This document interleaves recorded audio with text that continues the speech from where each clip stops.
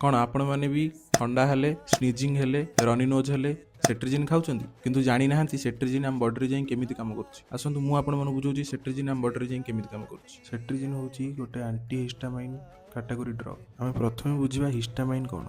Histamine होछि गोटे chemical जोटा आसिकी H1 रिसेप्टर संगे बाइंड करे।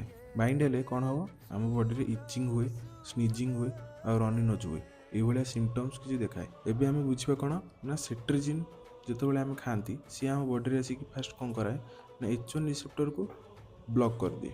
ब्लॉक करदेले हिस्टामाइन कौन कर ना आउ H1 रिसेप्टर संगे बाइंड कर ना। H1 रिसेप्टर संगे बाइंड न कले ना इचिंग हम ना स्नीजिंग हम ना रनी नोज हम। तो सब मेडिसिन साइड इफेक्ट अच्छी। तो सेट्रिजिन भी साइड इफेक्ट अच्छी headaches dizziness allergic reaction minor effect किसी देखाए। एमती मेडिसिनल टिप्स मते फॉलो करो। Take care.